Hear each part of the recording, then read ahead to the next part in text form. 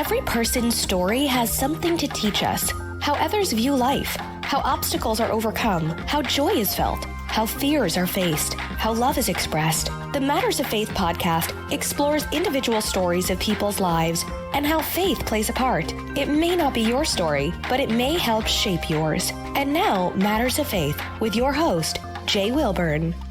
You have found the Matters of Faith podcast on Project Entertainment Network with your host, Jay Wilburn. This is episode 191. My guest today in just a moment is going to be D. Alexander Ward. Before I talk to him, I want to talk about him a little bit. D. Alexander Ward has been a part of the writing community in several different aspects, editor, author, and very soon now publisher, among other things.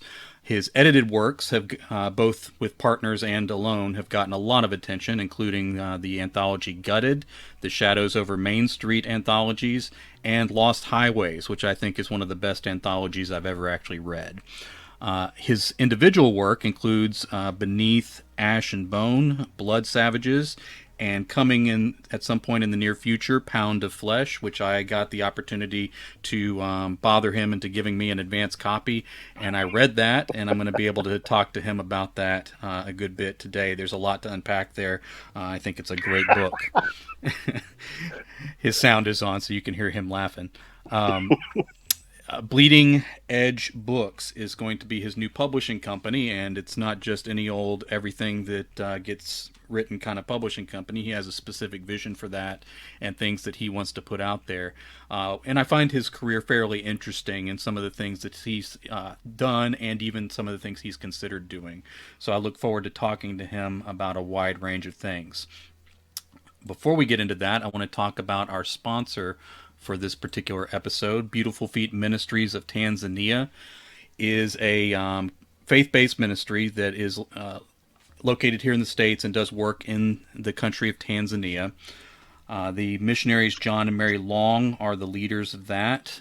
They have a children's home that they operate there that does work with the communities, helping with malnutrition and training and how to handle proper nutrition under the conditions that many people out in the village areas of the country find themselves. And they also do emergency rescue from abandonment or severe malnutrition, where they can take children in temporarily, nurse them back to health, and then the goal is always to return them to their family to go on living. In addition to that, they have a health clinic on the islands in Lake Victoria, which are very isolated. There's a high HIV population there, and they've partnered with the government to be able to offer a dispensary where they can give medications and perform hospital-level care at that clinic. Prior to that, people on the islands, if they wanted medical care, had to go 60 miles to the nearest facility over water and land. And what that meant is they usually did not get medical attention. And for a child who catches malaria, that's a death sentence. They have served 2,371 visits. And with the help of people who support the ministry, those visits only cost $10.52 a piece and were offered free to the people on the islands. Now, my wife and I support Beautiful Feet Ministries monthly, and we don't have a lot. But even though I don't have a lot, my children have never been in a situation where they had to be trained how to eat again because they were so hungry and malnourished. I don't have a lot, but I've never had anyone in my family who has had to watch a child die because the mother passed away during childbirth, which is very common in Tanzania, and the price of baby formula was a death sentence. I don't have a lot, but I've never had to worry that my child was going to die of malaria because the closest facility was 60 miles away over water and land. So when I look at all that, I do have a lot. And from that abundance and blessing, we give all that we can to this ministry because I believe Jesus when he says, whatever we do unto the least of these, you do unto me. And so that's where my faith plays out. I am not a healthy person that can go to other countries like that and do the work myself. But I'm not excused from the Great Commission. So my option is I can go myself or I can send somebody in my place. And I send Beautiful Feet Ministries of Tanzania in my place. If you go to their website, bethefeet.org, that's BETHEFEET.org, up in the right corner, you'll see a Give Now button. If you click that, it'll take you to beautifulfeetministries.kindful.com, and then it's an easy donation thing, just like you would do any online purchase that we handle all the time. So I encourage people to give to Beautiful Feet Ministries, just as my wife and I do, because we spend a lot of our lives trying to find ways to make a difference in the world, and a lot of times we end the day feeling like maybe we haven't accomplished anything at all. And for $10.52 to pay for a medical visit that saves somebody's life somewhere else in the world, that's life at bargain basement prices. So I encourage anyone who has something to spare and is looking for a proper charity. Beautiful Feet Ministries of Tanzania is doing life-saving work for people of all faiths and all backgrounds. So I would like you to consider giving to them. This advertisement was donated to Beautiful Feet Ministries, just as we donate to them every single month. If you are interested in advertising on the Matters of Faith podcast, that's mattersoffaith@jaywilburn.com. You can email me there. Whether you're an author, a publisher, online business, or a ministry, I would love to share your passions with my audience. And now we will get into the rest of the episode.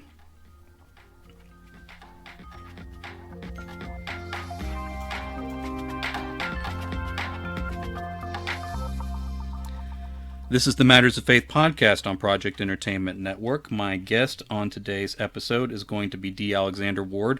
Welcome to the program, D. Hey, good morning, Jay. Thank you for having me. I appreciate you coming on. You and I have many conversations, but none of them are recorded. So I guess we'll do that again, but not say anything that's career-ending. So okay. that'll be the I'll only try not to. That'll be the only difference in this particular discussion, I think. Now, like I said, you and I have had many conversations. There are people that I know very, very well in this industry, and I'll finally have them on the program, and most of the time I don't even know the answers to the questions, because we've talked about a lot of things, but I don't know their past, I don't know their background, I don't always know what they're going through. You and I, on the other hand, will find ourselves at conventions early in the morning. We'll sit down and talk about life, talk about specific things we're going through. We will talk about philosophy.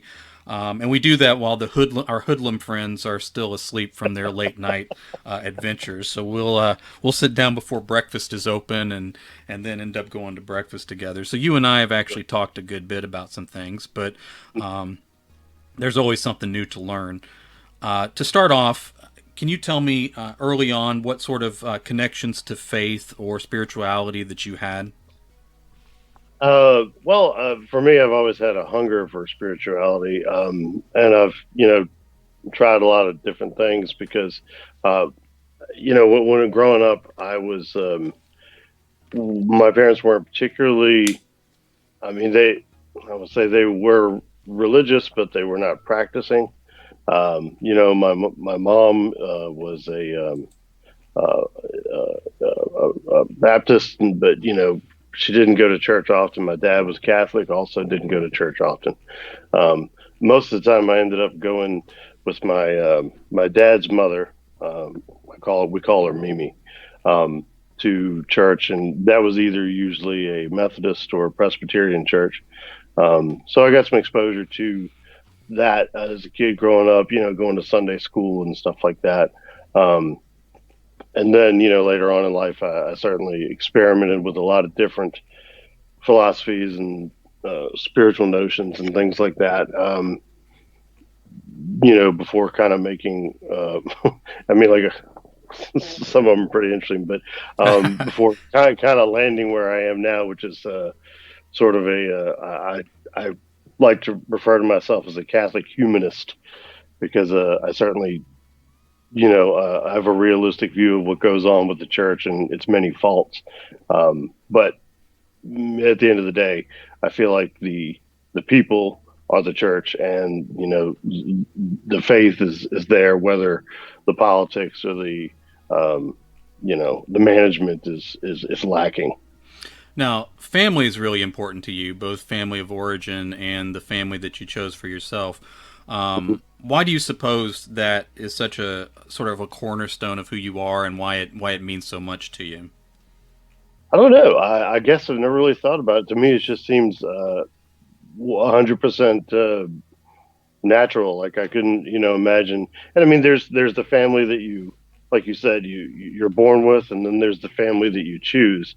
You know, blood family and chosen family. And I mean, I certainly have, uh, you know, chosen family that means as much to me as my blood relatives. And I have blood relatives that you know, hey, if I didn't see you, well, I didn't see you. So big deal. But so yeah, I don't know. I've always felt a strong connection to.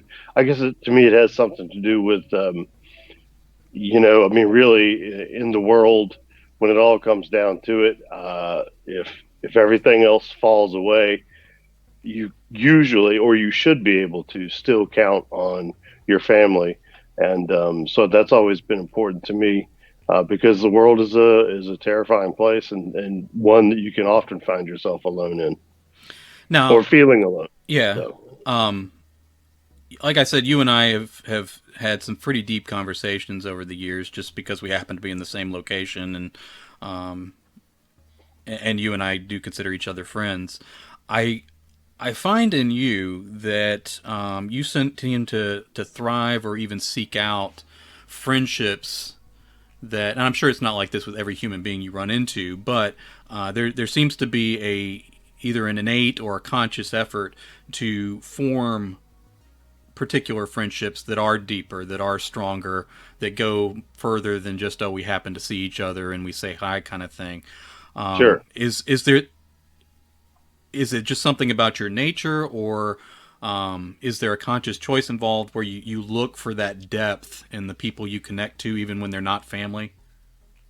I think I just gravitate towards people who there is however you want to call it, whether it's a psychological recognition or a you know, not mystical, but you don't understand what I'm saying. Like Yeah, a connection there that don't necessarily have an answer to or can't explain and don't really care to explain because right. what's the point?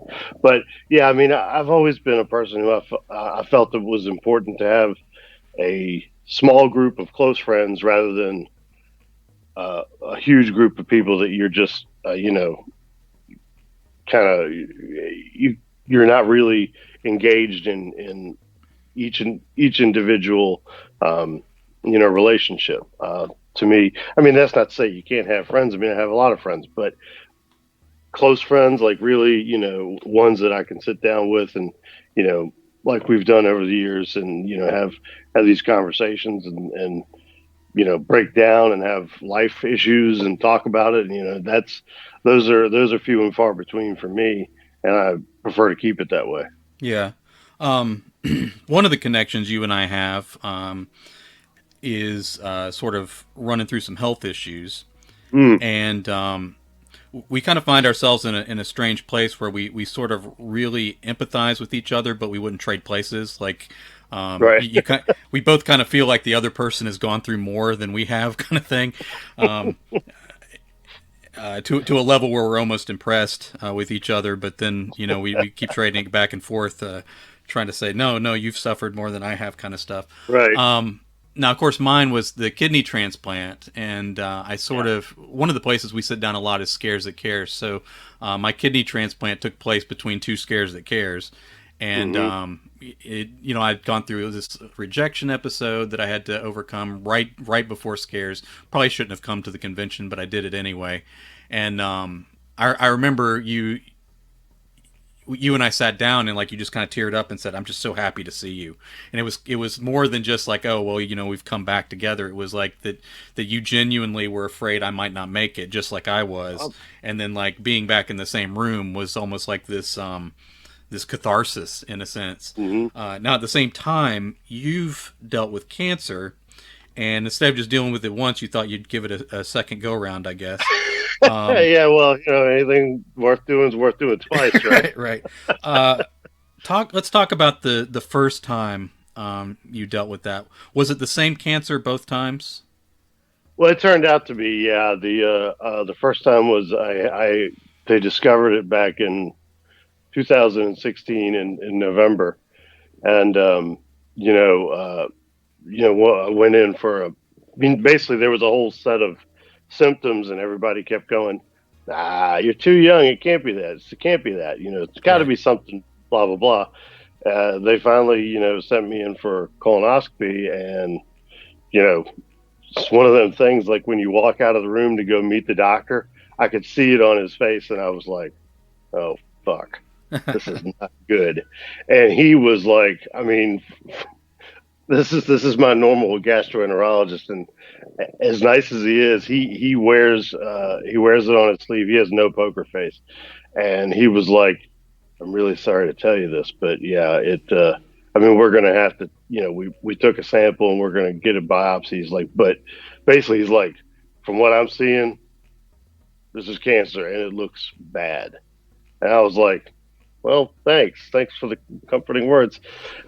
So yeah, my wife and I kind of walked out of that appointment, really just shell shocked, like, what the hell now? Yeah.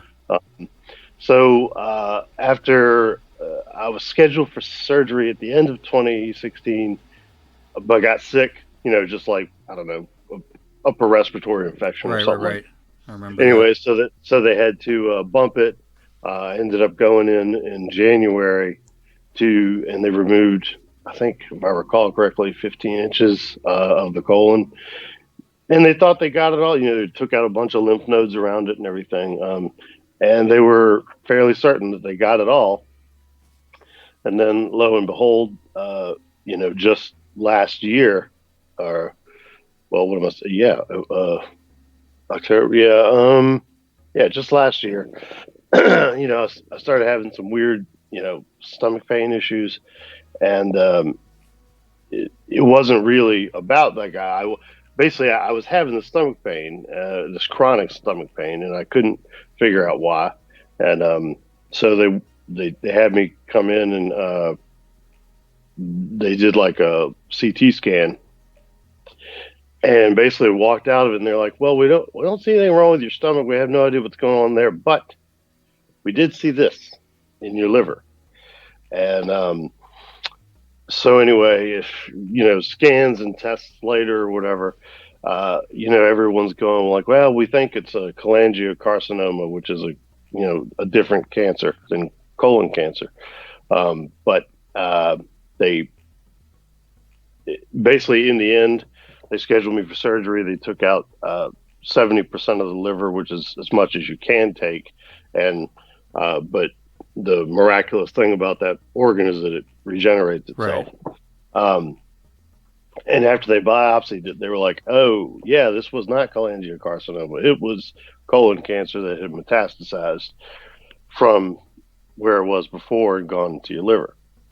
And I thought, okay, well, that's great. So they're acting like this. Like, oh, this is a good thing. You don't want two different cancers. This is just one. I'm like, okay, if you say so. But so anyway, they, I've been, and of course, this all happened right. Right at the when COVID started happening. Like, yeah. I was in the hospital. The day that I got out of the hospital was the day that they basically told everybody who was in the hospital, no more visitors. So like my wife, was not able to come see me for the last couple of days that I was there. But so we got out of that, and I've been at home basically quarantining mostly and recovering ever since.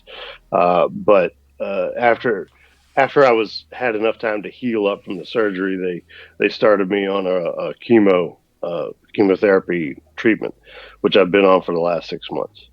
Goodness. All right. And you and I were talking beforehand that you had a treatment just 2 weeks before we're talking just now. Yeah. Is that the last one? Well, hopefully it is. Okay. That's the plan. It's I had it on Wednesday, so it goes basically like I have the treatment, and then I'm the one that I'm on. I'm able to take pills at home. They're right. Also the key portion of the chemo is these pills, so I take them every day. And so in about 2 more weeks or so, I will be done, and then we give it some time to run out of my system, and then I go in for a PET scan where they check me out, see if they see anything else, and if they see nothing, then we're good, and it's just regular scans from then on to make sure they never see anything. And if they do see something, then I don't really know. I guess I have no idea. Yeah, and then a whole new adventure. Yeah, yeah. Now, a lot of people go through this. It's kind of it's kind of an experience that's oddly common in the human experience, like people with cancer going through cancer, but it's the thing that nobody wants to go through, and people who haven't been through it have no idea what it's like except from observing from the outside. So it's like the unusual common, I guess you'd say. Right. What sort of changed for you going through that process in terms of how you thought, and being in a situation where you're fighting for your life, and you get lulls, but then you're back at it, and that kind of thing. So sort of in your mind, how has sort of your outlook changed, and your insights and all that sort of stuff? Right. Well, I mean, honestly, I mean, I did, the first time with this first surgery back in 2016, I did a whole lot of, soul searching right before that. And, you know, I'm certainly prone to kind of fall into dark places for periods of time. And I certainly did a lot of that back then. I think this time it was almost worse. In some ways, it was worse because, like, for whatever reason, the first time they made it sound like, this ain't no big deal. Like, you just go in there and whoop, chop, chop, and we're out. But this time I'm like, it felt like, despite how cavalier they were about it, I kept feeling like there's a real possibility I might not wake up from the surgery. Yeah. But I mean, which is always a possibility anytime you go into it. Yeah. But I mean, so there was a whole lot of fear in the beginning, and then afterwards, during the recovery was not fun. A lot of, as I'm sure you know, from anytime you have traumatic surgery to your core, it really screws with a whole lot of things, like every little thing, it seems like. So the recovery was difficult. I had really bad days. I had started trying to keep a video diary because I thought maybe it would be useful to someone at some point in time. Because when I was going through it, I kind of looked for that online, and I just really couldn't find it anywhere.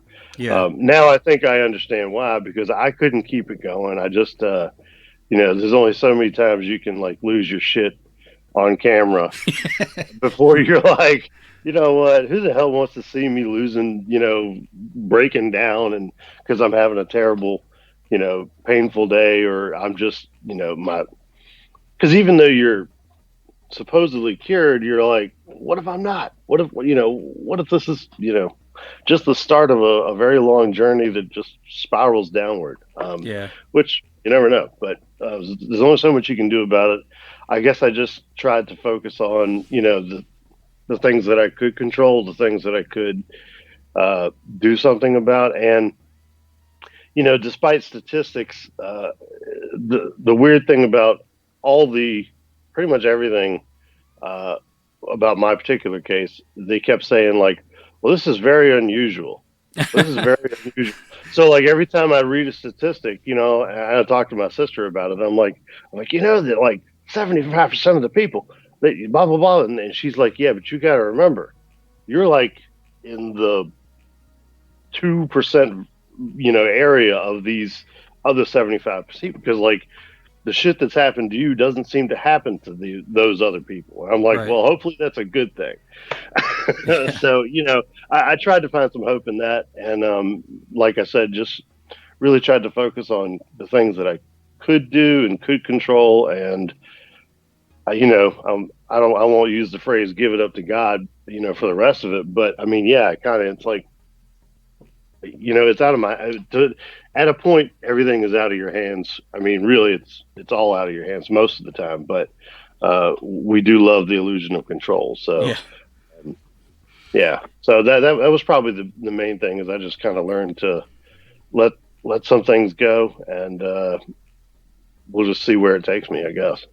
Yeah, being having an unusual case is a mixed bag for sure. Because I guess Mhm. sometimes that can mean, you're this exceptional person that overcomes everything, which is always good. But being exceptional with disease is tricky because, of course, you don't want to be the guy that gets a disease named after him. You don't want to be Right? you Yeah. don't want to be that unusual. So Holy shit! We'd like to take you apart, Mister yeah, Ward. yeah, you have D. Alexander Ward condition. So Great. so we're just gonna guess how to handle this. Um, Uh, Now, kind of transitioning into some lighter topics. yeah. I find your Sure. career particularly interesting because you've written, you've edited, which is in and of itself not unusual. But I find you like sort of reaching out to find like all these aspects of the industry that most authors don't necessarily even think about. That's kind of something somebody else handles, but um, not that you've acted on this, but I remember having a conversation with you when you were like thinking about audiobooks and how like Hmm. okay, how does that come together, and what would it be like if we formed something that could streamline that process. And you were working out like how you would get your fingers into that part of the industry at one point, and just the fact that you think about all those things I find particularly interesting. I guess I'm going to go backwards here in a sense because Sure. Bleeding Edge Books is sort of the most recent thing. Talk about what your plan is with that publishing company, and some of this I've already heard you talk about, but it's a little bit different than just every press that opens up. Yeah. I mean, like you said, I kind of have a very specific, and I would say kind of low key vision for Bleeding Edge Books. Mostly because I'm not. I don't want to. I'm not trying to be a publisher. I'm not trying to be, Crystal Lake or Bloodshot or any of the myriad of other publishers out there who are just cranking out books and novels and all that stuff, which and doing great work. I'm not trying to compete with them.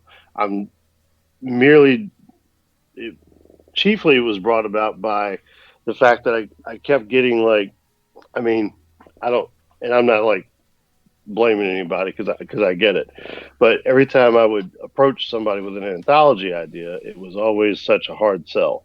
Yeah. And I mean, this is from the beginning, and I mean, Doug would tell you the same thing. The first time we tried to get Shadows Over Main Street going, the first publisher we contacted was like, "Nah, anthologies don't sell," and we were like, "Okay, well, we'll prove you wrong." And so we did.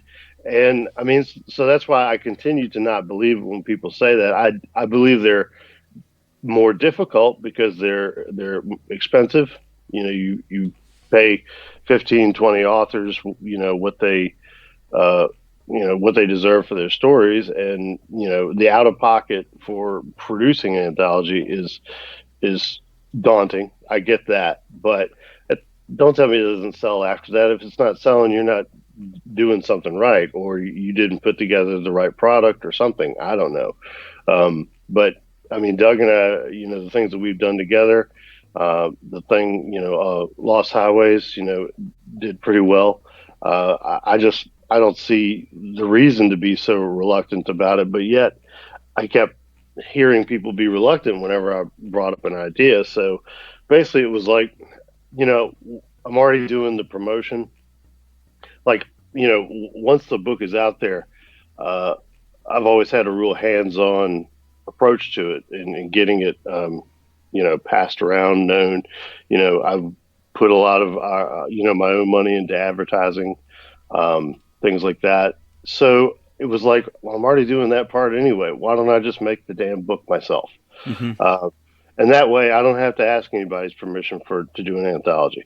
Um, so it started out chiefly as a vehicle. I'm like, all right, I will use this to get my anthologies out there, and then maybe I can do some other people's anthologies, and maybe some novellas, because I feel like the novella is a often overlooked form of reading. I mean, I don't. You'd think that with people's short attention spans, that something like a novella would be a really hot item. But in any case, it doesn't appear to be. And yet, some of the best things that I've read are novellas or short novels. I mean, nowadays it seems like if you have something that's 120,000 words, they're like, "Oh, it's not really a novel, is it?" And I'm not a believer in that. I like the old way of defining what a novel is. 40,000 words or something like that ought to be a novel. But Right. so I personally was just, looking as as a vehicle to do something different. And where we've ended up is that, we got a couple things coming out that I'll be announcing in a few days here. You're going to hear about it on social media and stuff. Might even be some eye candy to look at. So yeah, and of course, there's no. I mean, one of the books that's coming out, it's no secret. It's edited by John F.D. Taft. It's called The Bad Book. Now you mentioned anthologies, and that was sort of where you guys sort of got proof of concept. So when you and Doug kind of got together, there wasn't a big track record of people doing well with anthologies. And so you guys did it and then did it again and then did it again and then did it again. Some of that, of course, was that you had skin in the game. You were Yeah, putting your own money in to get. You were paying pro rates. You were getting big names, always. Yeah, and you weren't just grabbing up big names, but you were getting them along with looking for great stories. And then you promoted in a way that obviously worked better than what a lot of people were doing. Tell me a little bit about that first go, because again, until you did it the first time, you'd never done it before. no, we So, had. how did you, and we're talking, the Doug we're talking about is Doug Morano. How did the two of you, I guess, at first come together and say, "Oh, we can do what no one else does," and then you did it? So, kind of walk me through that. Yeah, I mean, well, as you know, man, I had this kind of weird idea about a concept where, I mean, in my mind, it was literally I wanted to use characters from the Andy Griffith Show and clash them against Cosmic Horror from the Lovecraftian universe. Uh, I mean, but of course, as we looked into it, I found out, well, even though as old as those characters are and everything, they're still, using them was certainly going to be problematic and or expensive, and I didn't have the time or money for that. So, anyway, with Doug's help, we kind of distilled it down to a more generic version of that, and it's something that I think let people run wild with the stories that they started to come up with. Uh, as far as of course, we found a publisher, uh, Hazardous Press at the time, to put out the first volume, and that all went pretty well. Until the end, which that's a whole nother story that well. uh, so, but yeah, we just we we kind of fumbled our way through it. Even though we did a lot of big asks, we got a lot of big no's. Uh, on the next one, I mean, we still do. I mean, like if you're not like shooting for the moon, I feel like you're not, if you're not taking chances, you're not really making the most of your opportunity, because I mean, sometimes you just never know. Um, and so for us, it was just it was an experience. The first one was it was a big learning experience, and we brought some of that to the following volume, and then when we did Gutted, and then I'm sure Doug has used a lot of those same things that we've kind of done together in his process for Miscreations and Behold. I know I certainly used a lot of the same knowledge putting together or getting together Lost Highways. Now, if you consider your process proprietary, you don't have to answer this question, but sort of generally, what were you doing that other people weren't doing that made it work the way it did? I don't know. To me, I don't understand. I'm like, wouldn't everybody be doing this? Like, if you're not doing this, why aren't you doing this? I mean, it doesn't seem to me to be like any kind of secret recipe. It's just, you have to make them, you have to utilize your platform. And I mean, and I'm not even that particularly good at having a platform. Believe me, I have technical friends who are beating on me trying to improve my platform because it sucks.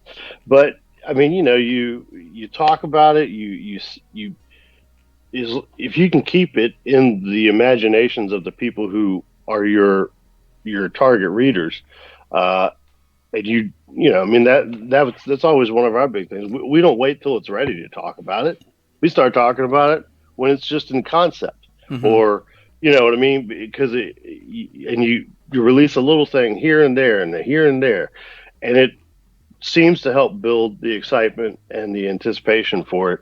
Um, Again, which doesn't seem like a big secret. Like, I mean, that's why we have movie trailers Yeah. and movie posters. I mean, and that's why we have trailer number one and trailer number two, and Yeah. so to me, it doesn't seem that I guess we took the same principles that we'd seen work in entertainment in other areas of entertainment, other mediums, and applied them to what we were doing, and it does work. I mean, historically speaking, anyways. I mean, there may be the day coming when the shoe's going to drop and it's not going to work anymore. But so far, so good.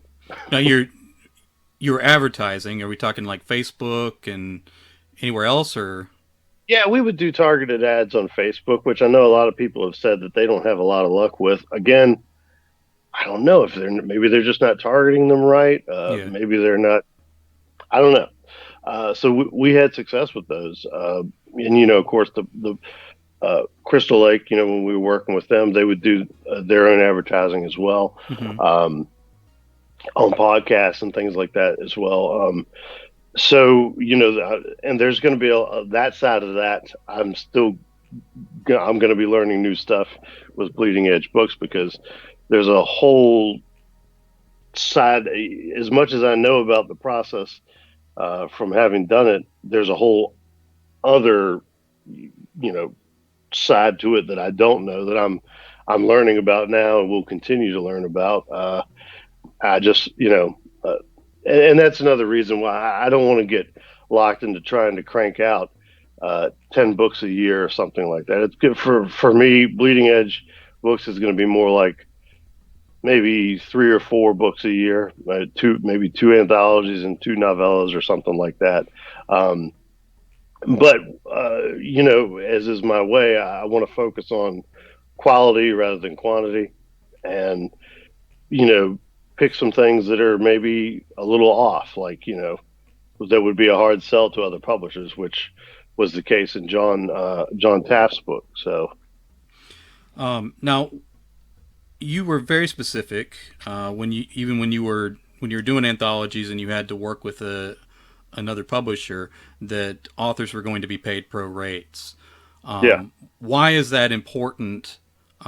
Just ethically for you guys going into being anthologists, and then how does that, do you think, make a difference in the quality of the book, and then even in promoting the book?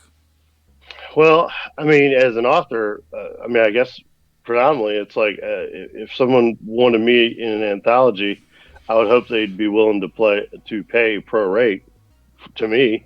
So I certainly want to offer that at a minimum, as a courtesy to any other author who I approach to be in an anthology, or submit something that I want to put in an anthology. So pro rate pay is just, to me, it's like it should be standard. And I understand that not everybody can afford pro rates, and that's fine. And so maybe when you're doing that sort of thing, you get like some more like entry level kind of authors. But again, if you're trying to, for me, tell the best stories you can, or put the not, we're not telling the stories, they're telling the stories, but the overall package. If you're trying to put together something that really carries a lot of weight and has an impact, uh, you, you have to mix in.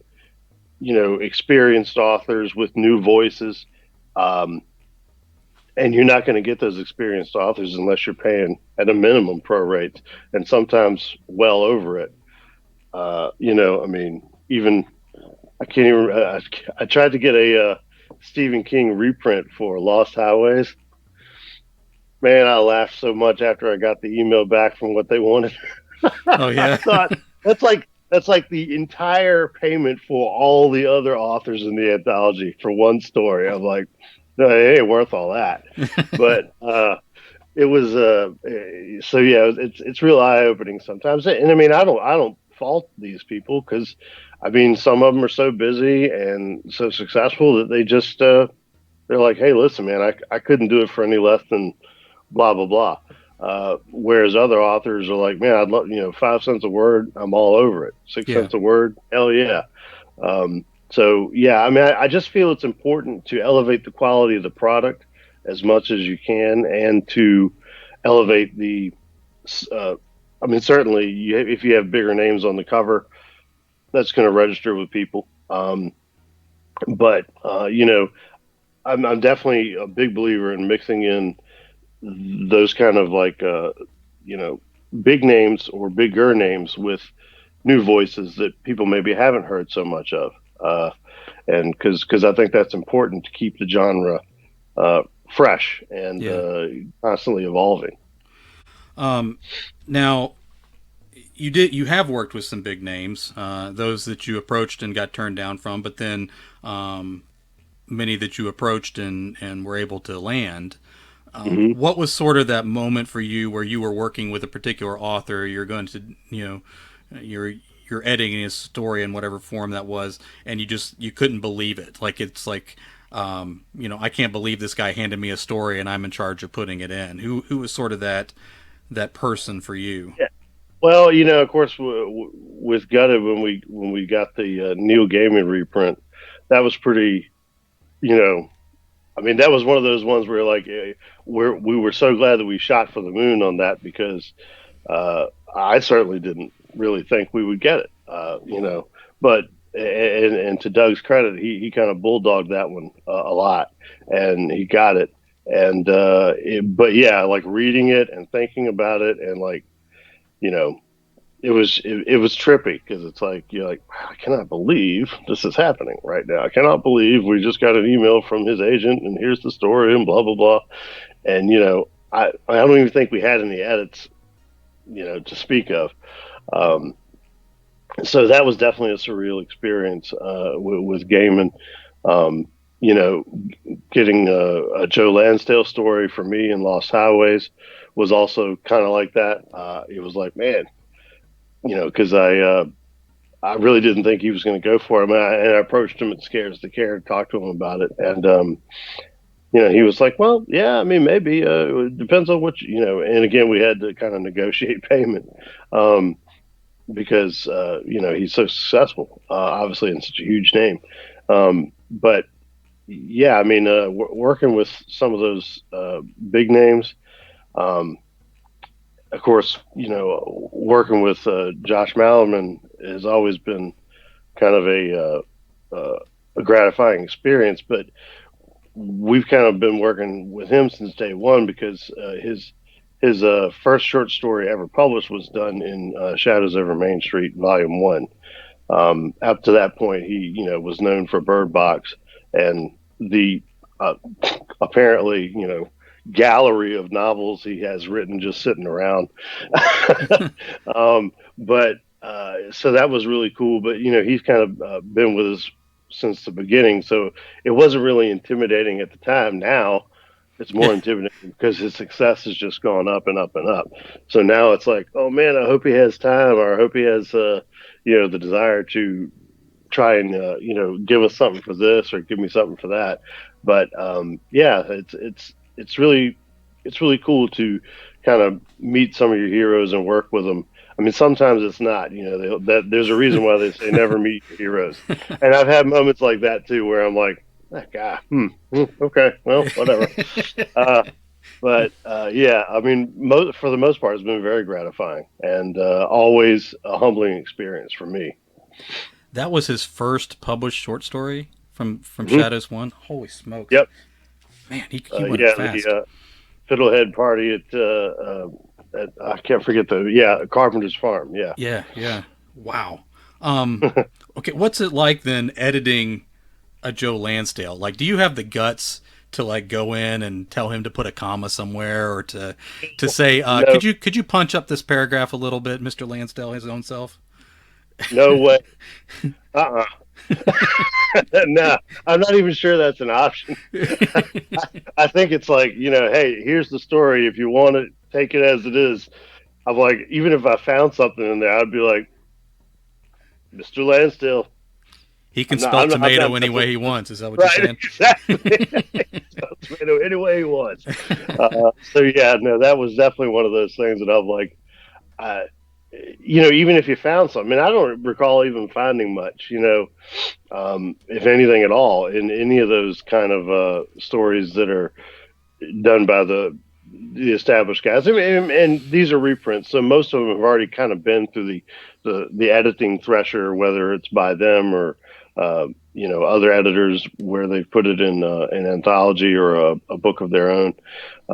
So yeah, by the time we were getting to them, it was usually pretty solid.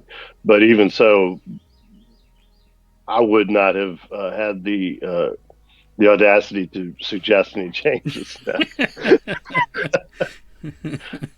All right. Looking at your own work. Mhm. Now, of course, what's fresh in my mind is Pound of Flesh because I just read it. Like I read it over the course of 3 days. You were kind of reluctant to give it to me because it's still in process. So I imagine that you're not a guy that wants people like seeing your incomplete work or your unfixed work or that kind of thing.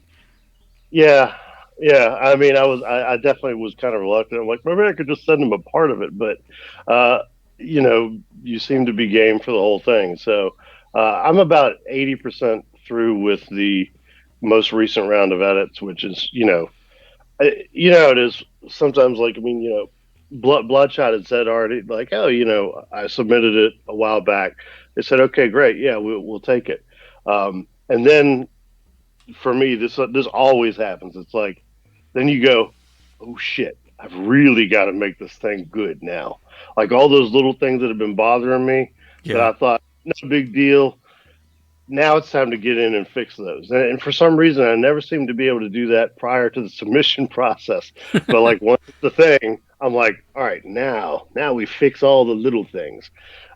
Which with Pound of Flesh, I can't tell you how many times it's been edited because it was definitely what it's what everyone says. Your first novel should be your trunk novel. Write it, and then throw it in the trunk and forget about it.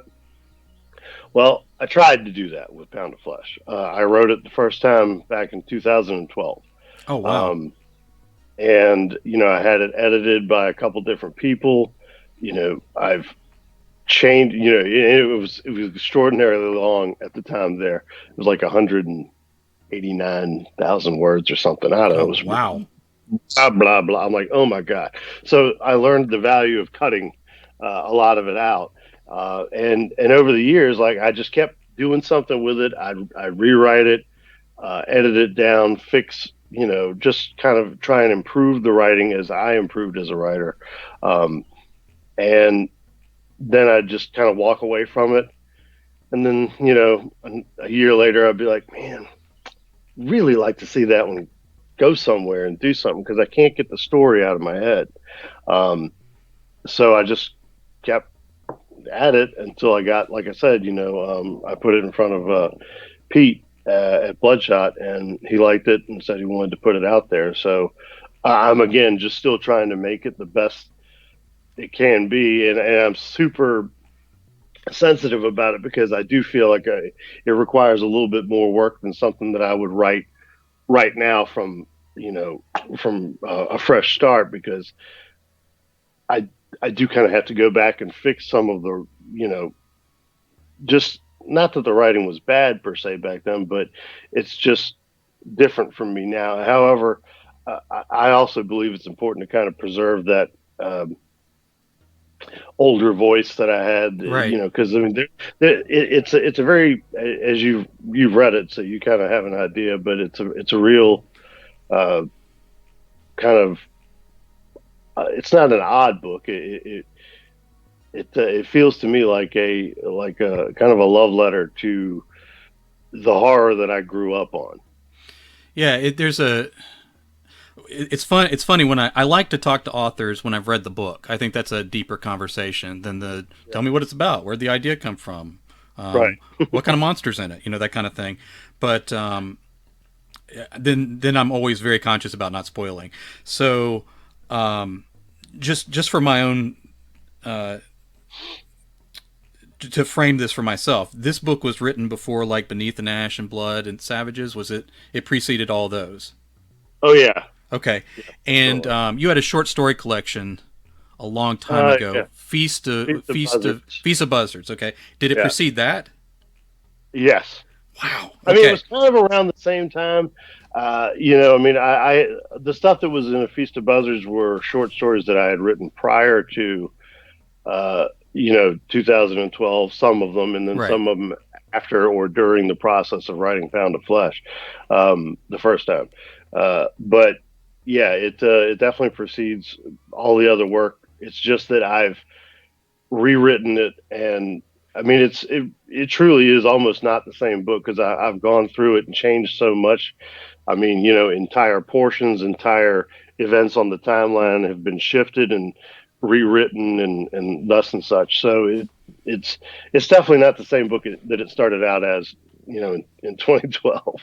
It's funny. You mentioned like Love Letter to Horror. There is sort of a timeless quality to it in the sense that like I can read the characters, especially the child characters, and it could take place in the 50s or 60s potentially. It could take place in the 80s potentially, and then it could be modern. Of course, what frames it is you have references to dates and time periods that place it Right. closer to the present. But it has that quality where the innocence of the kids could fit like the boy's life or it or any of those stories that sort of relies on culture of kids or whatever. Right. So let's dig in here.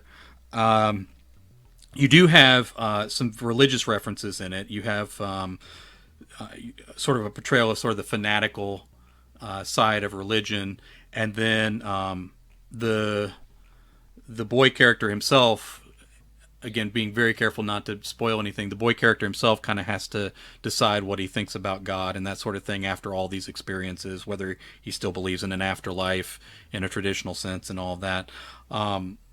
What sort of fed into that particular portrayal of like a family that doesn't celebrate Halloween, but then also the where the father goes with his fanaticism? Well, I mean, I guess growing up, particularly around here, where I live in Virginia is a very conservative area, um, and when it was less populated, it was even more so. And so, I went to school and was friends with a lot of kids whose parents were sort of, I mean, certainly, probably not to the extent, at least not that I know of, that Hugh Belton is, the father in the book is. But certainly, I would say a bit more oppressive, a bit more stringent. Um, you know, so I guess it was informed a lot by having experienced that. You go over to their house and like you had to remember, like, okay, we're not doing this, we're not doing that. You're like, hey, what are you going as for Halloween? We don't. No, we don't do Halloween. I'm like, Mm. oh, oh, right, yeah, sorry, I forgot. Um, so as a kid, it was very unusual to me. As I've said, we didn't really have a strong practicing faith growing up. So to me, it was very unusual, uh, uh, and you could always see how it could definitely go towards the darker side of it. And then, of course, then getting older, you kind of realize. I mean, it's almost a trope, which, unfortunately, I'm like, well.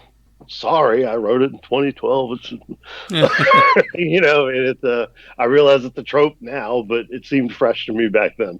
Um, but yeah, like I felt like it was sort of representative of some of the people that kids I knew growing up, and the way that their families kind of were, but a more extreme and darker version of it, certainly. Yeah.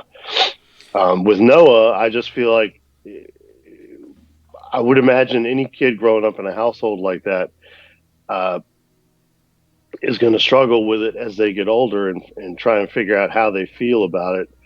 I would almost feel like there's no way that they follow the exact path of the parents or the parent who was like that. I feel like almost always they're going to diverge from it. It's just a question of how much they diverge from it, and what do they really think about the world, and what do they really think about how good and evil or justice and injustice it kind of appears in the world. So that's certainly what he struggles with, and especially his little the way he kind of talks about things at the end is one of my favorite parts of the books, because I feel like he really that part speaks to me a whole lot. And because I mean, I think there's a lot of me in that book, more than I would probably care to admit. But some of it's very consciously, I'm in certain aspects of the characters, particularly Noah, who was the child. Um, but yeah, I think it was all just informed by experiences growing up. It was funny because like one of the things I was really struck by, and of course not knowing the time frame, was how different the storytelling voice was from some of your other work. Now that I kind of have the time frame, some of those questions are already answered for me. What you talked about in terms of like not wanting to take away what existed in the old, I run into that with short stories a lot, where Mhm. I wrote a ton of short stories, especially at the beginning, and still do. But like when I go back to an old short story, I almost have to put on a different hat to edit it because I don't want to lose what made it unique then that I couldn't possibly write now. And there's always sort of Exactly. a raw quality that I have more trouble capturing now that I'm a little more refined in my work, that Hmm. I would hate to lose by making the story worse by trying to make it better. So that's something that really I can really relate to. Now, back to Pound of Flesh. One thing that I found interesting was the how you went about portraying the abuse that's in the story, and it's sort of a tricky thing because if you read a true story about abuse, just a clinical account, whether it's a police report, a news report, or someone just telling you what somebody went through, the choices that people make when they're under duress and when they're in abuse don't make any sense to somebody who's outside and cold and analytical. So, like a true life abuse story makes no sense to most people. Like, why did they Sure. stay? Why did they make those choices? Why didn't they Hmm. leave then? It goes on and on and Yep. on. So the truth is, when we're in a bad situation, our choices don't make sense to people outside a bad situation. Now, the problem with trying to portray that in fiction then is if it doesn't make sense in real life, when you try to portray it realistically in fiction, you're going to have the characters making choices that people will say, "Well, this doesn't make any sense," and Sure. you don't get the benefit of the doubt because it's not a true story, quote unquote. And Right. I saw your work in there to try to both portray like even though it makes no sense to stay, we're going to stay for a while because that's what people that are abused do. But then also trying to make that work in a fiction setting so that the audience doesn't get disconnected, even though that is a choice that realistic people would make. Sure. How did you go about portraying that dance where they're going through all that before they even consider that leaving is an option? Well, I mean, the the thing that and of course, I mean, it's cool that you saw that. I mean, I really didn't know that that was a portion of it that anyone would ever like kind of pick up on. But yeah, I mean, I can't, because as I was writing, I'm like, well, why wouldn't they just get in the truck and get the fuck out of there, Right, right. like right now? Well, there's because of reasons. Okay, so I would try and think of, like, how would someone who's just so used to it, who's just so accustomed to the verbal and or physical abuse in the case as well in Pound of Flesh, like they just want to get through it. Um, but they're also sort of they're locked into this mindset where it's normal to them in a way. Uh, and it, as you kind of see in Pound of Flesh, it takes Noah to go, hey, this is not normal, Yeah. and I'm not having it anymore. Um, but there's the system itself. People go, well, why didn't she just leave and just go to the cops? I mean, I don't. I'm not a police officer. I don't know exactly how things work. But in my imagination, it's that the system is not really set up to protect you right away. Yeah. You have to, and particularly with a child, you know, the chances are that kid's going to go somewhere away from both parents while the courts sort things out. And to me, that was the main reason. Is like her, Ada and Noah are kind of on. I mean, they're on the same team in this really, terrible situation, and they neither one of them wants to lose the other. So that's why they stay, and because they don't want to get into a situation where they have to be separated. Um, whether who knows, it could be indefinitely, it could be just for a long period of time. And then on the other side, with Ada, the mother, she's not convinced that Hugh won't come find her and do worse. Right. And then she's completely removed from her son's life, and she doesn't want that either. So it's basically the story of them, like, trying to figure out how much more of this can they take. Which that's a key portion to some, the plotting that goes on, is that she conceives of a way to get them out of that situation, a very unconventional way to get them out of the Yeah. situation. So they're kind of beset on all sides by um, horrible things. Some they can explain. I mean, some, an abusive husband is one of them, and then all the other stuff is something. The supernatural stuff is something completely foreign to them, and they have no idea how to handle it. Um, Now, again, we can veer away from this if you don't. I should have asked you before we started. Is it okay if we talk a little bit about what type of supernatural story it is? Sure, yeah, Okay, so we can say it's a ghost story, right? definitely, Okay, all right. I should have asked beforehand. I didn't know like how, because it's not, that's not thrown out page one, Although it is hinted early in the book, because there's a first scene that kind of shows. All right, but we'll get to that. yeah.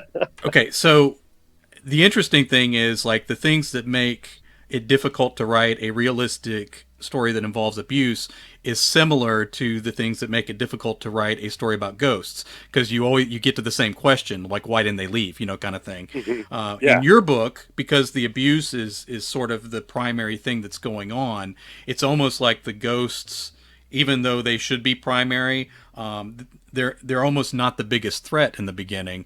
So it kind of works for that way. So you kind of have one sort of run block for the other, I guess you'd say. Now, when you right. did your ghosts, you did some interesting things that sort of differentiated them, and you kind of did it with senses. So for example, you use smell in a way that I don't normally see done in ghost stories. And then in a particular key scene where a ghost sort of becomes more present, I guess you'd say, you Hmm. described it, even though it wasn't a sound, you described it like a change in sound, or like a sound that would come from a change in pressure or something like that. Right. How conscious were your choices in sort of changing up the use of senses to sort of describe the ghosts? To me, it just felt natural.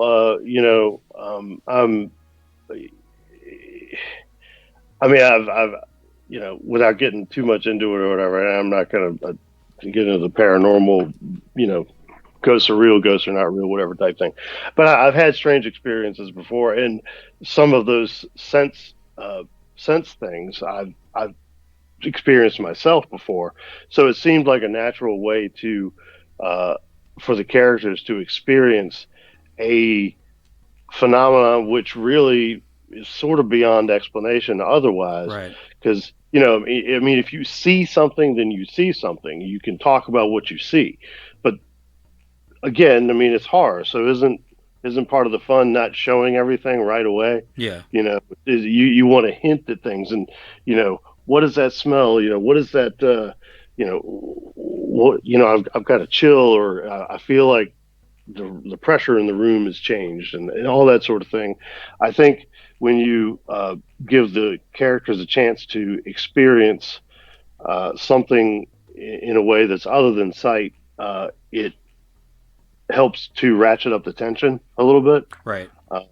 So yeah, I mean, it seemed like a natural way for them to experience something that they have never experienced before. I found the mother's choices interesting too, because again, like in different chapters, you get a viewpoint from other characters, including the mother, and you kind of get the history of how she ended up with the husband that she's with and that Yeah. sort of thing.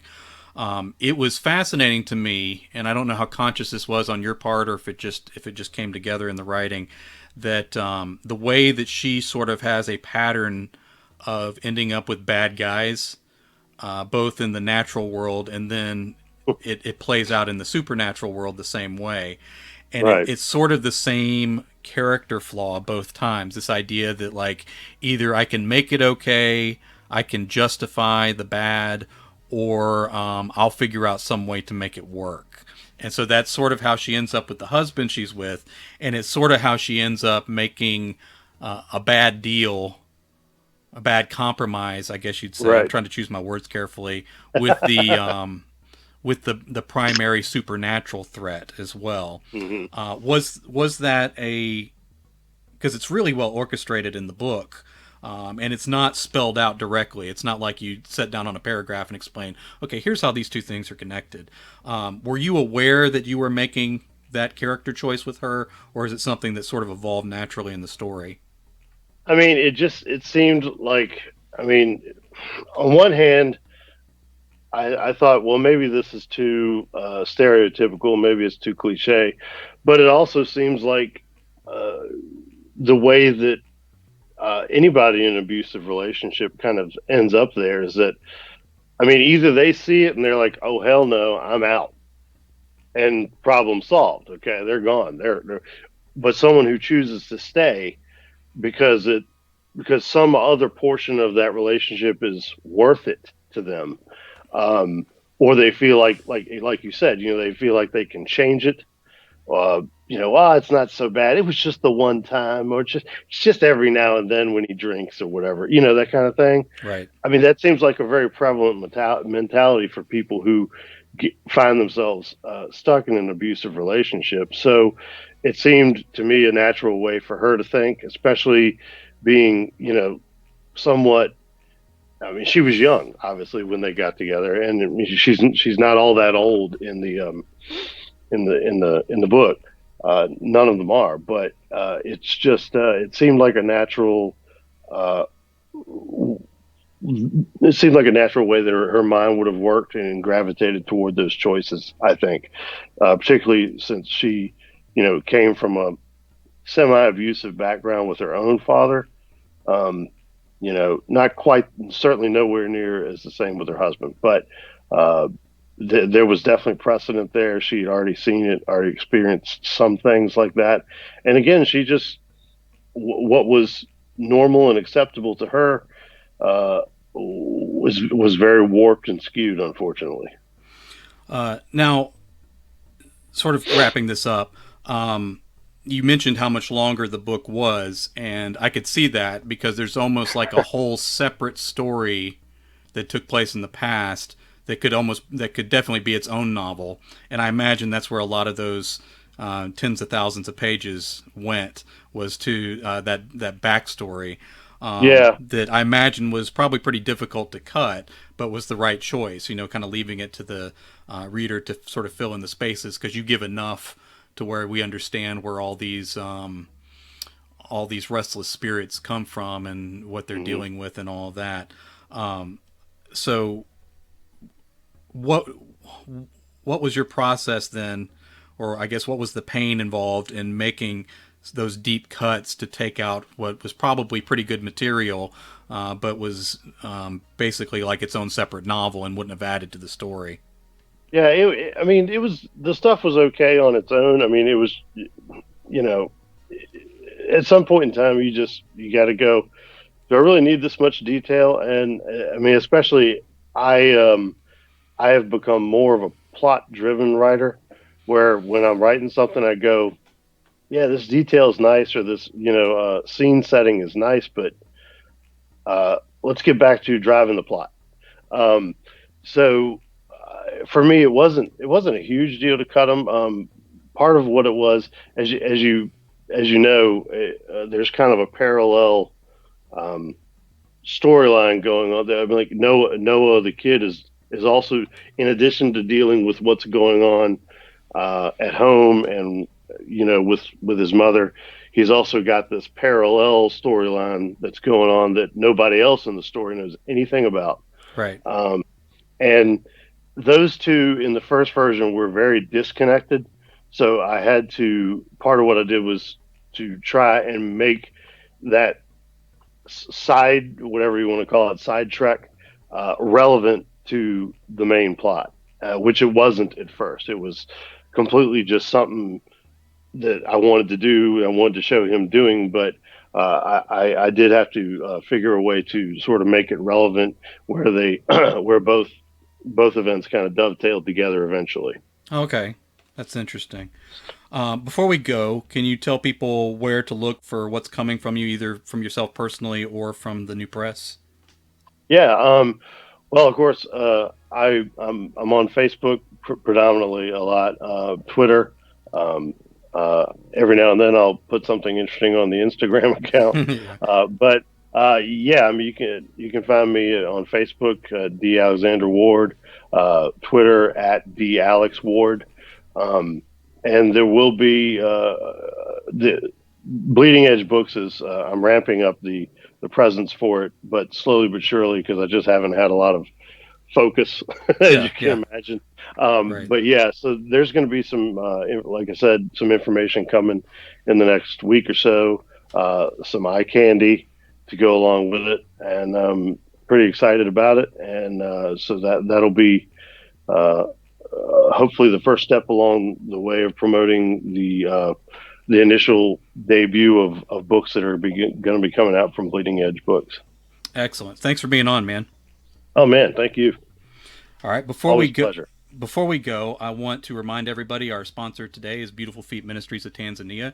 If you go to bethefeet.org, BETHEFEET.org, you can give to that organization. You can also see the great things that they're doing to help save people's lives. Again, this ad was donated to that ministry.